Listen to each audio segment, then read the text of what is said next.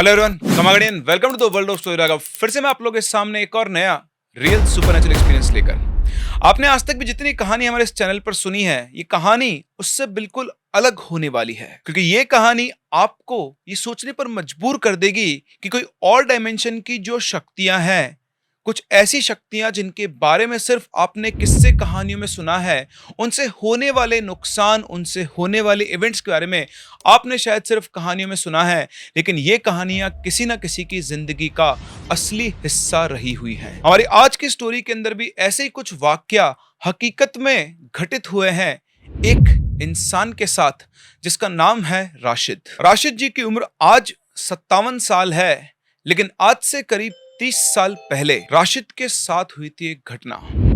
आज चाहे उस घटना को 30 साल बीत चुके हैं, लेकिन उस घटना की यादें और उससे मिली हुई बरसों पहले की झलक आज भी जब राशिद की आंखों में आती है तो उसकी रातों की नींद टूट जाती है। यहाँ पे जो भी कुछ हुआ वो सब राशिद के साथ असल जिंदगी में हुआ, और उन्होंने खुद अपने मुंह से बैठकर हमारे इन सब्सक्राइबर को ये स्टोरी सुनाई है और उन्होंने हमारे साथ शेयर की है। बात साल 1995 यानी 1995 की, जब राशिद जयपुर में रहा करता था।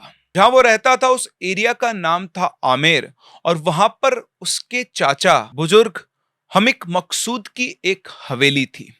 ये हवेली उनके भी बुजुर्गों ने, उनके जो पीढ़ियों के दादा परदादा होते हैं, उन लोगों ने बनाई हुई थी, और इसके जो चाचा थे उनको ये हवेली विरासत में मिली थी। उसके चाचा बताते थे कि ये हवेली उनके पूर्वजों की है, और ये हवेली उस टाइम से पहले बनी हुई है, मतलब सन 1800 से भी पहले की बनी हुई ये हवेली है, उस टाइम तक जब तक अंग्रेज भी भारत में नहीं आए थे। लेकिन समय बीतता गया, वो हवेली एक स्टैंड अलोन बिल्डिंग थी और उसके आसपास सिर्फ खाली जमीन थी। लेकिन धीरे धीरे समय गुजरता गया, उसके आसपास झाड़ियां पेड़ पौधे उगते गए, और उस हवेली के जस्ट थोड़ा सा पीछे चलते ही एक घना जंगल सा एरिया था। यानी हवेली के एक तरफ तो लोग रहा करते थे, घर वगैरह थे, लेकिन पीछे अगर आप थोड़ा दूर चले जाओ तो वहां से फिर जंगल का एरिया शुरू हो जाता था। जो लोग आज जयपुर आमेर में रहते हैं उस चीज को जानते होंगे, पुराने जमाने में आमेर और उसके आसपास का जो एरिया है वो कैसा दिखाई देता था। 1995 तक ये हवेली, क्योंकि इसका मेंटेनेंस बहुत अच्छे से नहीं होता था, ऑलमोस्ट जर्जर स्थिति में पहुंच चुकी थी। लेकिन अब भी इसमें कुछ कमरे थे जो रहने लायक थे, और ये सभी कमरे किराए पर चल रहे थे, क्योंकि उसका किराया बहुत कम था, और राशिद का काम था उस हवेली की देखभाल करना। एक कमरा वहां पर राशिद को भी दिया गया था, और वो उस पूरी हवेली का जो भी लोग रहते थे उनका किराया इकट्ठा करता था, अपने चाचा के पास पहुंचाता था। बेसिकली उसकी तरह एक तरह की जॉब थी जिसके लिए उसे कुछ सैलरी भी मिलती थी, और साथ ही साथ उसे रहने को वहां पर कमरा भी मिला हुआ था। अब ये जो हवेली थी, इसके ना दो हिस्से थे। एक हिस्सा वो जहां पर ये लोग सब रहा करते थे, किराएदार और राशिद खुद। लेकिन जहां राशिद का कमरा था, उसके बाद हवेली का एक और हिस्सा था जो कि बिल्कुल बंद पड़ा था। जो लोग यहाँ पहले रहते थे वो कहते थे कि इस हवेली के अंदर जन्नत का साया है, लेकिन फिर भी यहाँ रहने वाले लोग यहाँ रहा करते थे, क्योंकि उन्होंने कभी कुछ ऐसा महसूस नहीं किया। और वैसे भी हवेली का वो हिस्सा जिसके बारे में कहा जाता था कि वहां पर किसी जिन्नात का साया है, उसे इस हिस्से से बिल्कुल सेपरेट कर दिया गया था एक बहुत बड़े दरवाजे से। उस दरवाजे पे अब जंग लग चुकी थी, जैसे कि आज तक कोई उस दरवाजे को क्रॉस करके उस तरफ गया ही ना हो। जब राशिद इस हवेली में शिफ्ट हो रहा था तो उसके चाचा ने उसे हवेली दिखाते टाइम एक नसीहत दी थी कि बेटा, इस दरवाजे को कभी मत खोलना, और कभी अगर तुझे दरवाजा अपने आप खुला हुआ मिल जाए तो अंदर जाने की हिमाकत मत करना, वहीं से वापस लौट जाना, जैसा दरवाजा खुला हो उसको वैसा ही रहने देना। राशिद बहुत कूल टाइप का लड़का था, वो इन सब चीजों में इतना दिमाग नहीं लगाता था, वो बस अपना काम करता था और अपनी लाइफ में मग्न रहता था। राशिद रोज अपने काम पर जाता, वापस हवेली पर आता, अपना खाना वाना बनाता, लोगों से बातचीत करता, और वापस से अपने कमरे में सो जाता। लेकिन एक अजीब बात थी, गर्मियों में भी आप जानते हैं राजस्थान में गर्मी कैसी पड़ती है, लेकिन गर्मियों में उस दरवाजे के पास बहुत ठंडी हवा चला करती थी। उस दरवाजे के आसपास की जो मिट्टी थी वो कभी भी सूखती नहीं थी, उसमें हमेशा नमी रहती थी, और जब मिट्टी में नमी होती है तो उसमें होती है ठंडक। ऐसी भरी गर्मी में राशिद उसी गेट के आसपास के मिट्टी के आसपास बैठा रहता था, कभी नीचे, कभी वहां पर अपनी मुड्ढी या कुर्सी लगाकर, क्योंकि वहां उसे ठंडक का एहसास होता था। उस जमाने में एसी तो होते नहीं थे, तो जो नेचुरल ठंडक उसको वहां पर मिलती थी, उस वजह से उस गेट के पास वो बहुत बार बैठा करता था। लेकिन पहली बार उसके साथ कुछ अजीब हुआ। एक शाम की बात है, राशिद उसी जगह पर बैठकर चाय पी रहा था। कहीं बाहर से अजान की आवाज आ रही थी और चाय पीते पीते उसे ये फील हुआ कि कोई उसे देख रहा है। उसने झट से घूमकर देखा और वो जो दरवाजा था जो हवेली के दोनों हिस्सों को सेपरेट करता था, वहां पर एक कुर्सी रखी हुई थी। और उसे देखकर उसे फील आ रहा था कि अभी, जस्ट अभी, उस कुर्सी के ऊपर कोई बैठा हुआ था। वो होता है ना, जब आपको ये महसूस होता है कि कोई आपको देख रहा है और आप तिरछी नजरों से उस तरफ देखते हो। उसके बाद ही उसने पूरा घूम कर देखा था, तो जब वो तिरछी नजरों से उस कुर्सी की तरफ देख रहा था तो उसे ये फील हो रहा था कि उस कुर्सी के ऊपर कोई अपने कंधों को लटकाए हुए बैठा हुआ है और वो राशिद की तरफ ही देख रहा है। दरअसल राशिद उसी गेट के पास वाले कमरे में ही रहा करता था। जिसे कुछ नहीं दिखाई दिया तो उसने अपनी नजर उठाकर उस गेट की तरफ देखा, और जैसे उसने गेट की तरफ देखा, उसे हल्के से धूमिल अंधेरे में एक औरत की परछाई चलती हुई दिखाई दी। जैसे पास में पहुंचा, एकदम से वो परछाई गायब हो गई, लेकिन राशिद को साफ साफ उस औरत की परछाई दिखाई दी थी। आज से पहले कभी राशिद को वहां कुछ नहीं दिखाई दिया था, पर आज उसे बहुत क्लियरली एक औरत की परछाई दिखाई दी, और वो भी हवेली के उस हिस्से में जहां पर कोई रहता नहीं है, उस गेट के बाद जो हमेशा हमेशा से बंद है। अब यहाँ सबसे बड़ा सवाल यह था कि राशिद को आखिर उस औरत की परछाई दिखी तो दिखी कैसे, क्योंकि वहां कोई रहता नहीं था। और सेम यही चीज राशिद के दिमाग में भी घूम रही थी। अब वो हर रोज अपने काम से आता, अपने कमरे के दरवाजे पर बैठ जाता और उस कुर्सी की तरफ ध्यान लगाकर देखता रहता। उसने ऑब्जर्व करना शुरू किया कि हर दिन उस कुर्सी का मुंह किसी ना किसी डायरेक्शन में घूम जाया करता था। जैसे आज इधर है, फिर इधर हुआ, फिर ऐसे हो गया, फिर ऐसे हो गया। जैसे हर दिन उस कुर्सी के ऊपर कोई आकर बैठ रहा है और वो अलग अलग डायरेक्शन में उस कुर्सी को घुमा रहा है। लेकिन ये बात राशिद किसी से कह नहीं सकता था, क्योंकि वो अकेला रहता था, और किराएदारों से अगर वो ये बात करता तो हो सकता है कि किराएदार वहां से भाग जाते। एक रात राशिद सोया हुआ था और पता नहीं क्यों अचानक से उसकी आंख खुली, और जैसे आंख खुली अपने पलंग पर सीधा खड़ा होकर बैठ गया, क्योंकि वो कुर्सी जो उस दरवाजे के पास रखी हुई थी वो उसके पलंग के पास रखी हुई थी, और वो गीली मिट्टी से सनी हुई थी। उसको देखकर राशिद बुरी तरह से घबरा गया।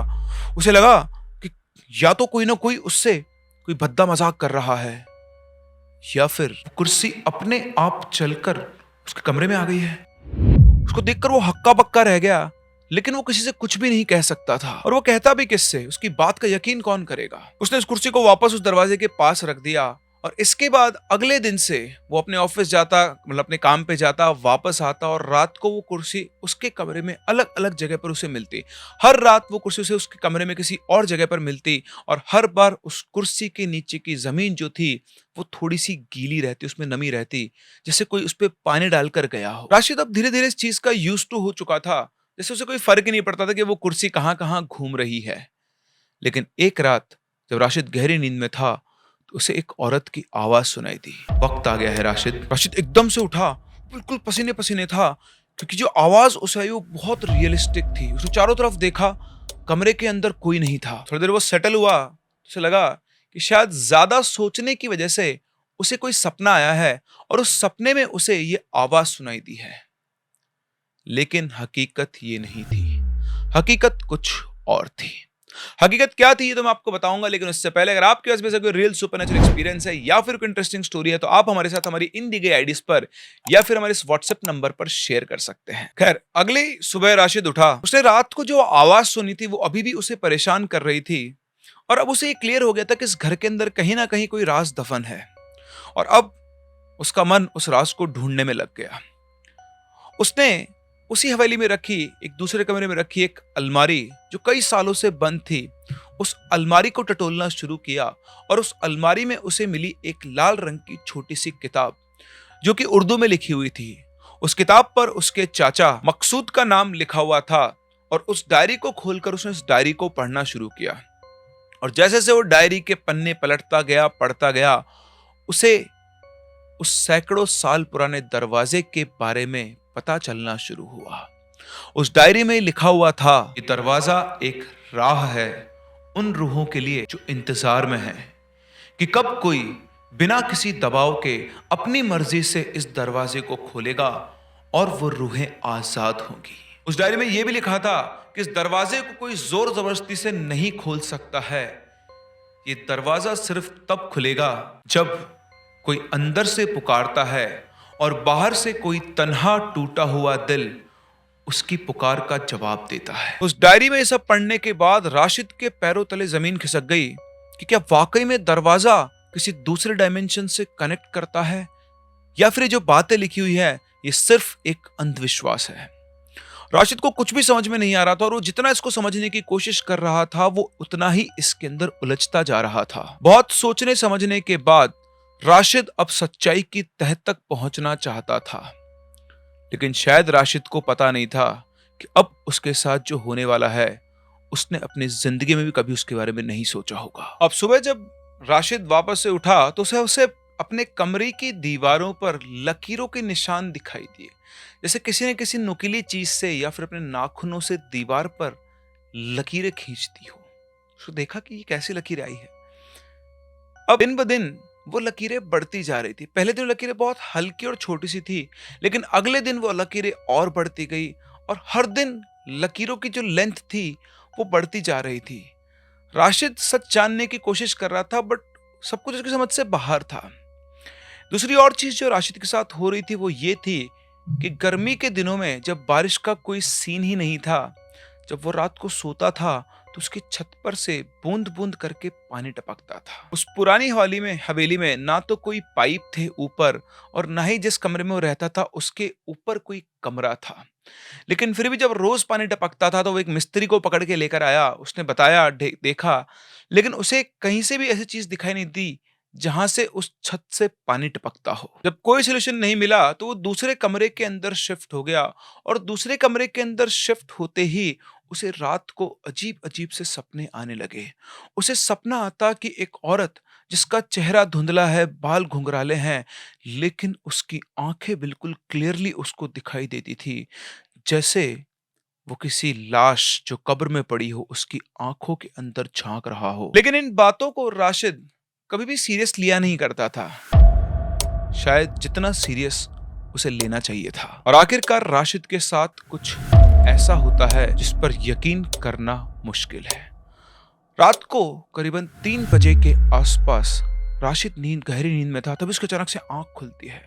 वो अभी भी हल्की सी नींद में था कि तभी उसे उसी औरत की आवाज अपने कानों में सुनाई आती है। आवाज कह रही थी, राशिद आज दरवाजा खुला मिलेगा। उसकी बात सुनकर राशिद उठ गया। उसने अपने कमरे में से खिड़की से बाहर झांक के देखा, वाकई में वो दरवाजा खुला हुआ था।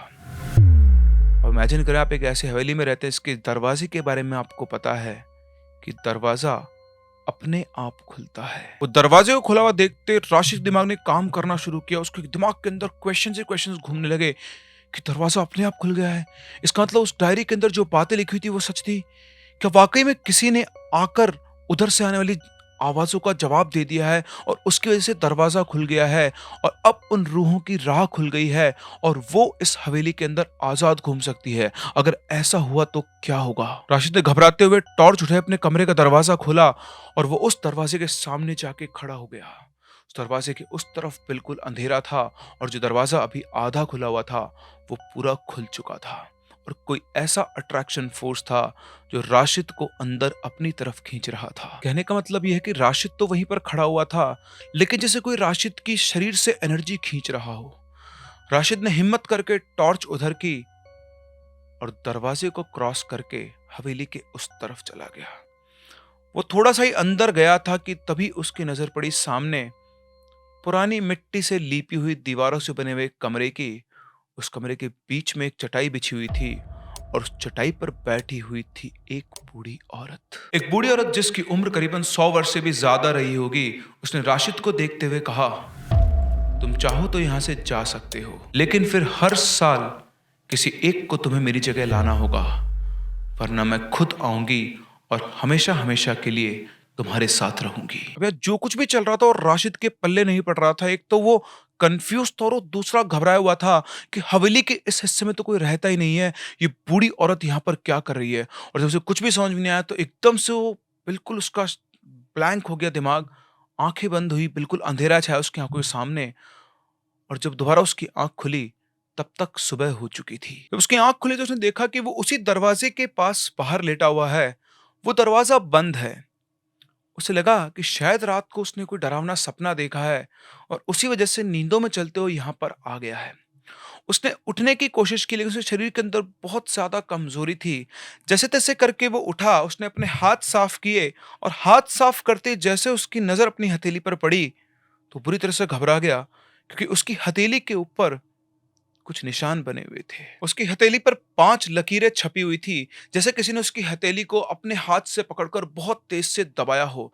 पूरा हिस्सा उसका वो नीला पड़ चुका था। निशान देखते उसे यकीन हो गया कि उसे उसने रात में जो कुछ भी देखा वो एक सपना नहीं था, वो हकीकत थी। अब बहुत सारे सवाल उसके जहन में घूम रहे थे और इन सभी सवालों के जवाब पाने की जो जिज्ञासा थी वो उसे एक ऐसी जगह ले गई जहां उसे अपने सवालों के जवाब तो मिले, लेकिन साथ ही साथ उसे मिला एक ऐसा राज जिस पर यकीन करना आज भी किसी इंसान के लिए नामुमकिन है। राशिद को ये लग गया था कि वो अब किसी बड़ी मुसीबत में फंसने वाला है और इसी चक्कर में वो वापस से पहुंचता है उसी अलमारी में जहां पर उसे वो लाल किताब मिली थी।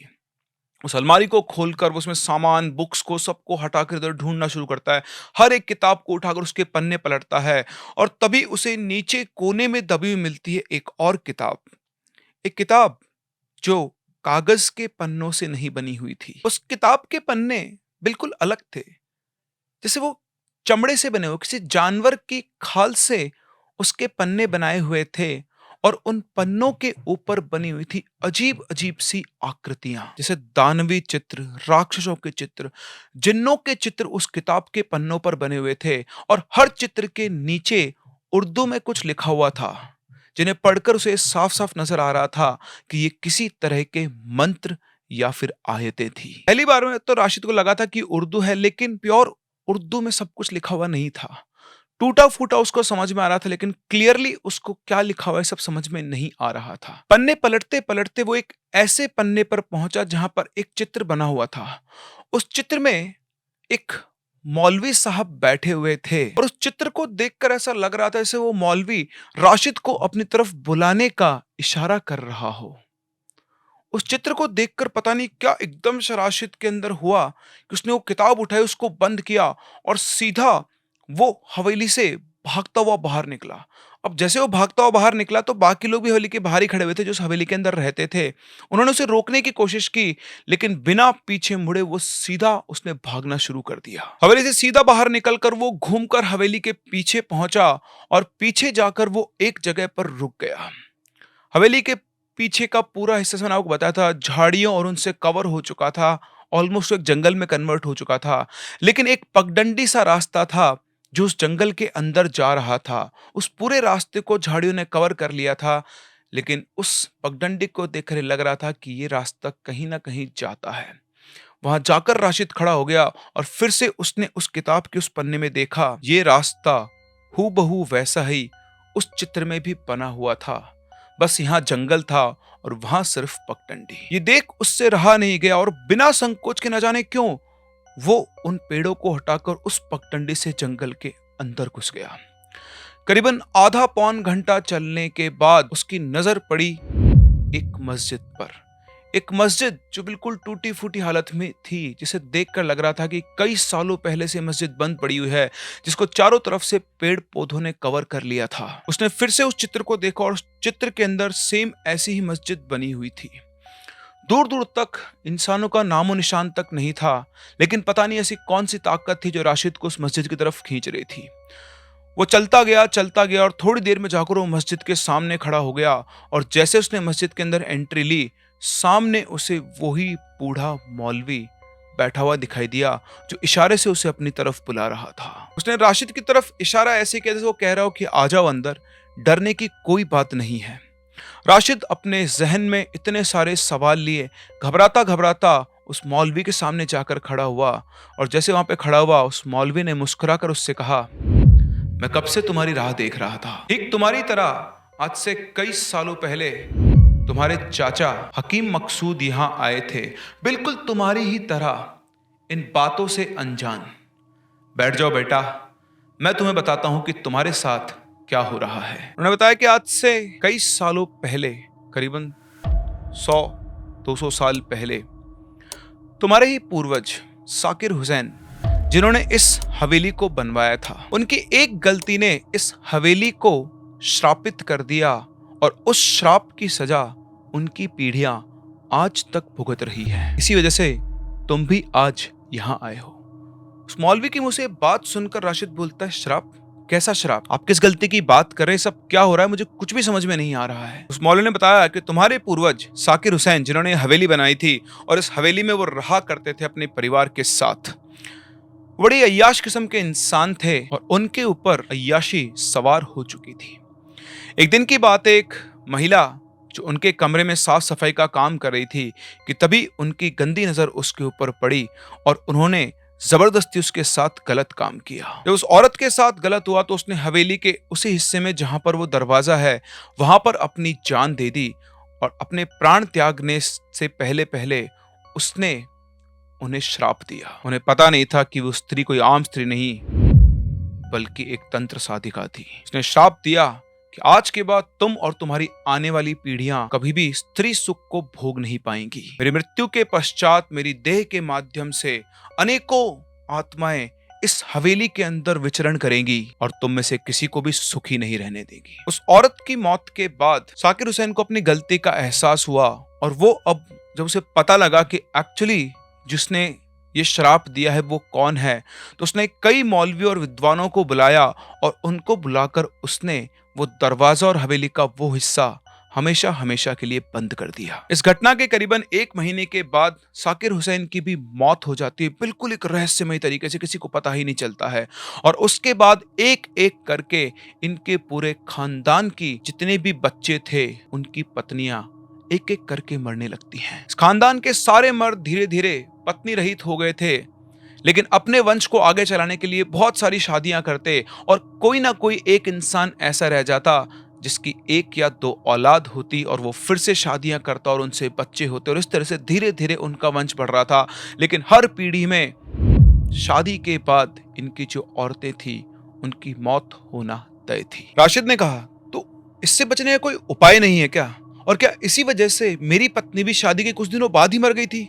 तो मौलवी ने कहा, हाँ, इसी कारण तुम्हारे पूरे खानदान में किसी की भी बेगम जिंदा नहीं रह पाती है और इसी वजह से तुम्हें वो बुरे सपने आते हैं। इसी वजह से तुम्हें उस औरत की परछाई दिखती है और अब तुम समझ गए होंगे कि तुम्हारे साथ ही ये सब क्यों हो रहा है। और इन सब से बचने का तुम्हारे पास सिर्फ एक ही इलाज है। अपनी कई सालों के इल्म से मैंने ये पता किया है, लेकिन ये काम आसान नहीं है।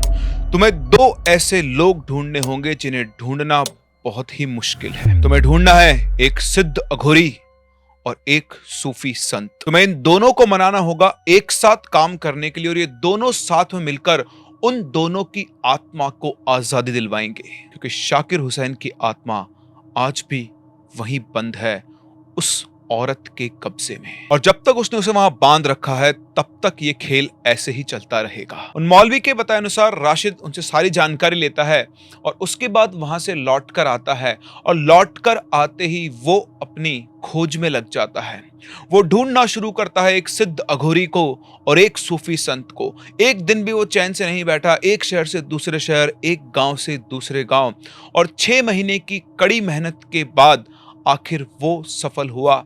उसने एक सूफी संत और एक अघोरी दोनों से बात की, बहुत मिन्नतें की और वो दोनों तैयार हुए उसके परिवार के इस श्राप को मिटाने के लिए। राशिद करीबन 7 दिन पहले वापस जयपुर पहुंचा। उसी हवेली पर उसने अपनी हवेली को खाली करवाया सारे किराएदारों को, और उसके बाद तय दिन पर, अमावस की रात पर, वो सूफी संत और वो अघोरी बाबा पहुंचते हैं उस हवेली पर। रात के ठीक 3 बजे तीनों उस दरवाजे के सामने पहुंचते हैं और राशिद उस दरवाजे को खोलता है और तीनों के तीनों उस अंधेरे के अंदर कदम रखते हैं। राशिद के एक तरफ थे वो सूफी पीर, सफेद लिबास, रूहानी खुशबू और हाथों में एक तस्बीह यानी माला। उनका चेहरा ऐसा शांत था जैसे उनकी रूह दुनिया से ऊपर चल रही हो। और दूसरी तरफ थे अघोरी बाबा, नंगा शरीर, शरीर पर भस्म, हाथ में कपाल का एक दिया और आंखें ऐसी खूंखार जैसे साक्षात मौत तांडव कर रही हो। बीच में खड़ा था राशिद, अपने दोनों हाथों में एक एक चीज लिए। एक हाथ में अपने पुरखों की तलवार और दूसरे हाथ में एक टूटी हुई पायल जो उस औरत की निशानी थी। और फिर शुरू हुआ खेल। सूफी संत ने शुरुआत की बिस्मिल्लाहिर्रहमानिर्रहीम। उनकी आवाज में गहराई थी और उन्होंने शुरू किया अस्माउल हसना का पाठ। और जैसे से वो पाठ करते जा रहे थे, हवाओं में गुलाबों की खुशबू फैलती जा रही थी, जैसे पूरी हवेली के अंदर पॉजिटिव एनर्जी भर गई हो। और फिर अघोरी बाबा ने उच्चारण शुरू किया, ओम काल भैरवाय नमः, ओम शव साधकाय नमः, ओम चंडिका समर्पितम नमः। उनकी आवाज में एक आग थी। जैसे से वो मंत्र उच्चारित करते जा रहे थे, अंधेरा धीरे धीरे छटता जा रहा था। और तभी शुरू हुई दीवारों पर खरोचने की आवाजें, और फिर आई एक औरत के रोने की आवाज। और वो आवाज अगले ही पल बदल गई एक बहुत ही खतरनाक हंसी में, एक ऐसी हंसी जिसने राशिद की रूह कपा दी। राशिद ने अपनी आंखें बंद की, उसने अपना एक पैर उस दिए की रोशनी में रखा जो सूफी संत ने जलाया था, और दूसरा राख के उस चक्र में जो अघोरी बाबा ने बनाया था। और तभी दोनों आत्माएं राशिद के सामने आई। सबसे पहले चलकर आया शाकिर हुसैन, उसका पूर्वज, लंबा कद लेकिन आंखें बिल्कुल खाली। आते ही बोलता है, तू मेरा खून है, तू भी मेरे जैसा बनेगा। और दूसरी तरफ से आई वो औरत जिसका सिर्फ साया ही राशिद को दिखाई देता था। आज पहली बार वो उसे असली रूप में देख रहा था। ऐसा डरावना चेहरा जिसे कोई एक बार देख ले तो जिंदगी भर तक उसे भूल नहीं सकता है। वो सीधा राशिद की आंखों में देख रही थी और उसकी आंखों के थ्रू वो उसकी आत्मा के अंदर झांक रही थी। और तभी वो सूफी संत चिल्लाया, फार या तवाब या कहर। उनकी आवाज के अंदर एक अलग गहराई थी। और तभी जो अघोरी बाबा थे, उन्होंने अपनी राख से वहां पर एक त्रिशूल बनाया और उस औरत की तरफ देखकर बोले, तो खुद यहां आएगी या मैं तुझे खींच लूं। दोनों ने अपना अपना काम शुरू कर दिया था और पूरी हवेली जैसे चीख रही हो, रो रही हो, अलग अलग तरह की आवाजें गूंज रही थी। आज तक जितनी भी औरतों की मौत हुई है, शायद उन सब की आत्मा भी इसी हवेली के अंदर बंद थी। राशिद ने अपनी आंखें बंद की और बोला कि या अल्लाह, अगर इन दोनों के दरमियां सिर्फ एक दिल चाहिए तो तू मेरा ले ले, लेकिन इस दरवाजे को हमेशा हमेशा के लिए बंद कर दे। उसने एक हाथ से सूफी संत का गुलाब जल लिया और दूसरे हाथ में उसने राख ली और दोनों को अपने हाथ में लेकर उसने इस तरह से उनको मसल दिया और मसल के उनको हवा में ऐसे उड़ा दिया। और उड़ाते ही ऐसे की ऐसे ही राशिद बेहोश हो गया। उसके बाद क्या हुआ क्या नहीं, राशिद को कुछ भी नहीं पता। उसकी आंख खुलती है सुबह। वो उसी दरवाजे के बाहर पड़ा हुआ था और दरवाजा बिल्कुल बंद था। आज दरवाजे के उस तरफ वैसी वाइब्स नहीं थी जैसी हमेशा हुआ करती थी। वो सूफी संत कहां गए उसे पता नहीं, वो अघोरी बाबा कहां गए उसे पता नहीं, वहां पर क्या हुआ ये भी उसे पता नहीं। कोई निशानी नहीं, बस एक सुगंध गुलाब की और जलती हुई राख की। उसे कुछ नहीं सूझा तो वो वापस हवेली से बाहर निकला। उसी जंगल वाली पगडंडी से वो उस मस्जिद पर पहुंचा, इस उम्मीद में कि उसे वो मौलवी मिलेगा। लेकिन वो मस्जिद तो सिर्फ एक खंडर थी, वहां कोई नहीं था। राशिद को कुछ भी समझ में नहीं आया कि ये सब क्या था। वो आज भी नहीं जानता कि जो मौलवी उसको जंगल वाली मस्जिद में मिला था वो कौन था, कैसे वो उनसे उस दिन मिला और कैसे उनके बताए अनुसार उसने अपने पूरे खानदान को इस श्राप से बचाया। राशिद को लगता है कि दोनों शायद उसे बचाने ही आए थे और उन दोनों आत्माओं की मुक्ति शायद उसके हाथों से ही लिखी हुई थी। राशिद तो बस एक जरिया बन गया और आज भी राशिद हर अमावस की रात के दिन एक दिया जलाता है और थोड़ी राख हवा में उड़ा देता है, ये मानते हुए कि उनकी आत्मा, उनकी रूहों को शांति मिल गई होगी। और उस दिन के बाद दोबारा कभी राशिद जयपुर नहीं गया। जयपुर का नाम जब भी उसके सामने आता है तो सारी यादें वापस से ताजा हो जाती है। आज वो जयपुर से बहुत दूर एक छोटे से शहर में रहता है, लेकिन जो कुछ उसके साथ हुआ वो जिंदगी में कभी भूल नहीं सकता है। तो ये थी राशिद की अद्भुत कहानी जो उसने एक्सपीरियंस की और जहां उसे पता नहीं था कि उसके साथ जुड़ा हुआ एक ऐसा श्राप जिसे शायद उसके जीवन का मकसद ही यही था कि आगे अपने आने वाली पीढ़ियों को उस श्राप से बचाना। आई होप आपको ये कहानी पसंद आई होगी। हमें कमेंट सेक्शन में जरूर बताएं। हम लोग मिलते हैं अपनी अगली कहानी में। तब तक के लिए keep loving and keep listening.